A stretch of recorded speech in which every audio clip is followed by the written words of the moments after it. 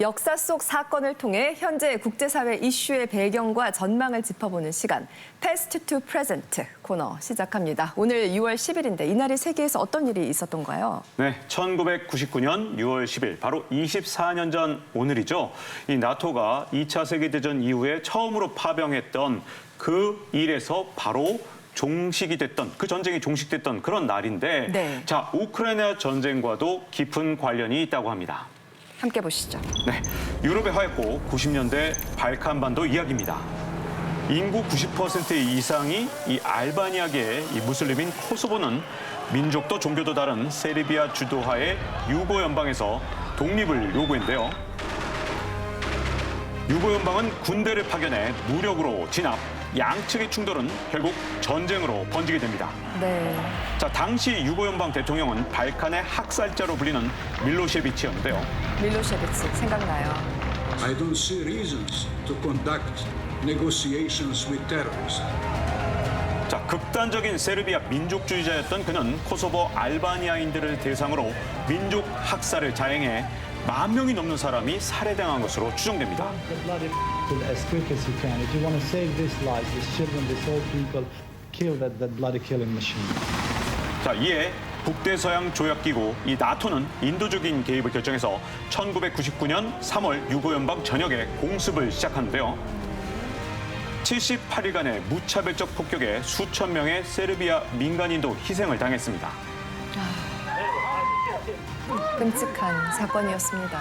네, 결국 코소보 전쟁은 1999년 6월 10일 평화협정 체결을 맺으며 끝이 났습니다. 네, 바로 오늘이네요. It means that the war ended. 전쟁은 끝났지만 양측이 남긴 피해의 기억은 24년이 지난 오늘도 전쟁의 불씨로 남아 있습니다. 네. 예, 사실 두 민족이 돌아올 수 없는 강을 걷는 것은 그 방금 영상에도 나왔습니다만 그 유고 연방공화국의 밀로셰비치 그 대통령의 영향이 크다라고 생각이 됩니다. 네. 왜냐하면 밀로셰비치가 극단적인 그 세르비아 민족주의를 내세우면서 이를 명분으로 알바니아계 민족 학살을 자행했거든요.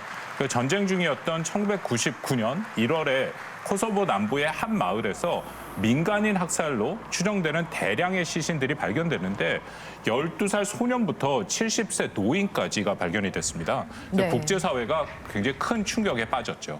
지금 들어도 참 비인간적인 그런 일이었어요. 네, 바로 이 사건으로 비난 여론이 진짜 엄청나게 높아지면서 결국은 그해 3월에 결국 나토가 직접 이 참전을 하게 되는데요. 자, 나토의 개입은 엇갈린 평가를 받게 됩니다. 네. 왜 그랬을까요? 네, 지금 보시는 영상 바로 1999년 4월 23일 나토의 폭격을 받은 세르비아 방송국의 모습인데요. 오, 네. 자, 당시 나토는 이곳이 이 밀로셰비치의 선전 도구로 쓰였다면서 이 폭격의 정당성을 주장을 했지만 문제는 이 과정에서 16명의 민간인이 목숨을 잃은 건데요. 자, 국제 앰네스티에서는 이 사건을 결국 전쟁 범죄로 규정하기도 했습니다. 그러니까 민간인 피해를 막기 위해 나토가 참전했지만 그 나토에 의해서 또 다른 민간인 희생자가 발생하는 거네요. 네, 맞습니다. 무엇보다도 이 나토의 개입이 중요한 게 이번 사건을 통해서 나토와 러시아의 관계가 이제 본격적으로 틀어지는 계기가 됐다라고 할 수가 있습니다. 이 당시 사건 때문에. 네.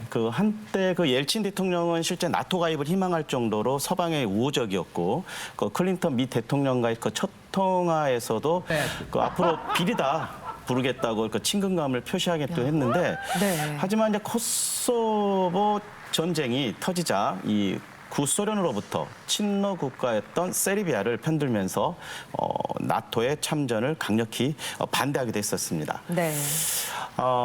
밀로세비치를 이제 설득을 하면서 중재에 나서기도 했었지만은 네. 나토도 또 밀로세비치도 옐친의 뜻대로 이렇게 제대로 움직이지는 않았었죠. 러시아 입장에서 봤을 때 이 소련 붕괴 이후에 국제사회에서 이번 사건을 통해서 코소보 전쟁을 통해서 자신들의 영향력이 줄어들고 있다는 것을 뼈저리게 자각하는 계기가 되었다라고 할 수가 있습니다. 네, 맞습니다. 이후 러시아 내부에서는요, 이 당시의 정권이 서방에 속아서 이런 굴욕을 맛보게 됐다, 이런 비난 여론이 굉장히 커졌거든요. 그러면서 옐친이 실각하고 다른 성향의 인물이 등장했죠. 바로 푸틴입니다.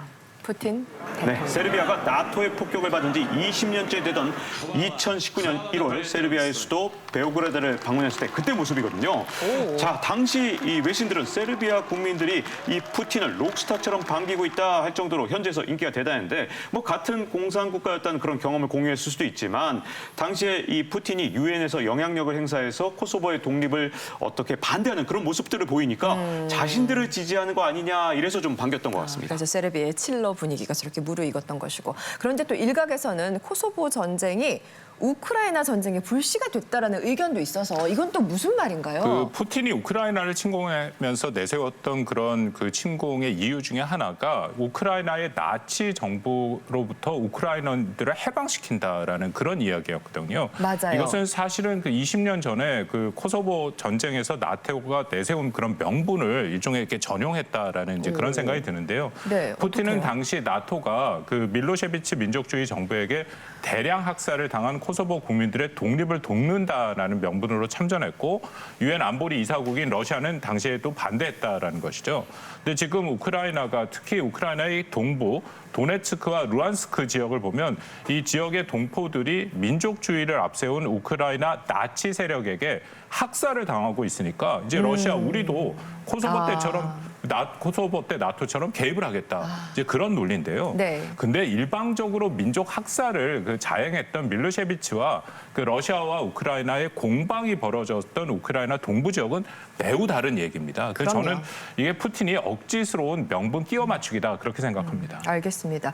얘기를 듣고 보니까 24년 전 일어났던 코소보 전쟁이 24년 뒤인 지금 우크라이나 전쟁까지 이어지고 있는 거네요. 네, 네, 그렇게 그 해석을 할 수가 있는데 그 어찌 보면 그 코소보 전쟁이 그 러시아에겐 나토에 대해서 강한 불신을 갖게 한 어떤 중요한 계기가 됐다. 그리고 그 감정의 골이 현재까지 이어지고 있다라고 할 수가 있습니다. 네. 실제로 그 코소보 정전을 그 선언하고 나서 그 이튿날에 러시아군은 평화유지군이라는 이름으로 코소보에 일방적으로 주둔을 하게 되는데 이름으로써 나토와의 긴장감이 더욱더 높아지게 되는 것이죠. 네. 무엇보다도 또 국제사회도 이해관계에 따라서 이제 복잡하게 이 문제에 개입하면서 이제 지금도 세르비아와 코소보 간에는 갈등과 분쟁이 여전히 남아있는 상태입니다. 이걸 토대로 해서 볼 때 우크라이나 전쟁 역시 분쟁의 불씨를 남겨놓은 형태의 휴전이나 그 종전을 하게 될 경우에는 결코 평화가 쉽게 찾아들기 어려울 것이다라고 해석을 해볼 수가 있죠. 예. 그러네요. 네. 코소보 전쟁 그리고 우크라이나 전쟁의 연결고리 Past to Present 코너에서 만나봤습니다.